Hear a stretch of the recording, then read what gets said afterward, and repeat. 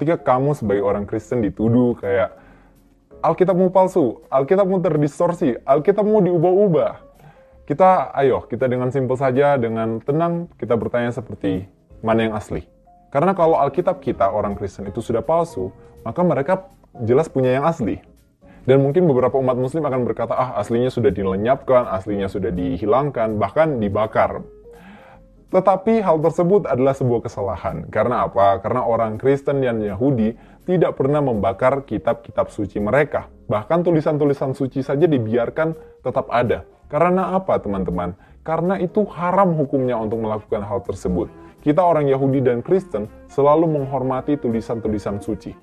Bahkan ketabahan orang Kristen untuk mempertahankan kitab-kitab suci mereka, tulisan-tulisan suci mereka, tercermin dalam sebuah kisah. Kisahnya seperti ini. Pada suatu saat pemerintahan seorang muslim yang bernama Al-Ash'ari atau nama lengkapnya Abu Waqqas Al-Ash'ari di Syria, di mana Syria tersebut merupakan daerah yang juga dipimpin secara rohani oleh seorang patriark atau paus yang namanya Yohanna Abu Sedra II. Pada saat itu, sang khalifah mendukung adanya proses penerjemahan Alkitab dari bahasa Aramaik atau Syria kepada bahasa Arab pada saat itu. Dan penerjemahan ini dilakukan oleh patriark Abu Sedra II. Suatu saat ketika sang khalifah lagi jalan-jalan melihat proses penerjemahan tersebut, sang khalifah menemukan kata Ibnullah atau anak Allah yang digelarkan kepada Isa Al-Masih atau Yesus Kristus. Dan pada saat itu sang khalifah langsung saja menyarankan untuk adanya perubahan dari kata anak Allah ini dihilangkan saja begitu untuk Isa Al-Masih.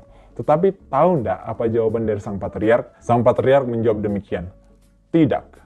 Sekalipun 1000 anak panah Tuhan menghujam dada saya tidak akan pernah mengubah satu huruf pun dari Injil Kudus kami, Injil Yesus Kristus Tuhan kami. Dan pada saat itu ketika sang khalifah melihat ketabahan dari patriark, sang khalifah mengatakan, teruskanlah, kamu lebih tahu apa yang kamu tuliskan.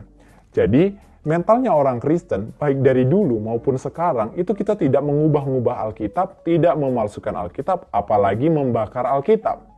Jadi itu alasan dan jawaban yang pertama. Mari kita langsung masuk ke alasan yang kedua, adalah alasan sejarah. Sebelum kita menggunakan naskah Laut Mati, yang nanti saya akan jelaskan tentang naskah Laut Mati, kita menggunakan naskah yang namanya naskah Masoretik. Naskah Masoretik ini adalah naskah yang berumur sekitar 1000 tahun, seribuan Masehi. Dan kita menggunakan naskah tersebut untuk perjanjian lama. Kita menggunakan naskah tersebut bertahun-tahun, jadi kita tahu bahwa naskah tertua kita adalah naskah Masoretik. Kemudian pada tahun 19-an, kita menemukan naskah yang namanya naskah Laut Mati, atau bahasa Inggrisnya The Dead Sea Scroll. Naskah Laut Mati ini berumur lebih tua 10 abad daripada naskah Masoretik, yaitu sekitar pada abad 0 Masehi, bahkan sebelum Masehi. Ada sekitar tahun 100-an sebelum Masehi, 200-an sebelum Masehi, dan seterusnya. Apa yang ingin saya sampaikan di sini? Ketika Alkitab yang kita pakai ini merujuk kepada Masoretik, maka seharusnya kita berpikir bahwa Masoretik ini dari abad 0 sampai abad 10 pasti ada perubahan. Kan? Kita berpikir begitu. Tetapi ternyata baik dari Masoretik dan naskah Laut Mati ternyata tidak ada perbedaan. Meskipun jangka waktunya itu adalah 10 abad, 1000 tahun. Tetapi tidak ada perbedaan antara kedua naskah tersebut. Jadi apa artinya teman-teman? Artinya Allah di sini menjaga firman-Nya dengan utuh. Baik naskah Laut Mati, baik naskah Masoretik itu tetap sama. Meskipun berjarak 1000 tahun. Kesimpulannya teman-teman, dengan bukti-bukti yang saya paparkan, jelas dan pasti bahwa Alkitab kita itu orisinil dan asli. Bahkan secara sejarah terbukti bahwa Alkitab yang ada pada kita itu asli dan bukan palsu. Karena kita tidak pernah membakar Alkitab, kita tidak pernah memalsukan, bahkan contoh dari Abu Sedra II, seorang patriark Syria, tidak pernah mengubah satu kata pun di dalam kitab suci Injil. Jadi teman-teman, itu adalah penjelasan dari saya harap jelas dan dapat memberkati saudara-saudara.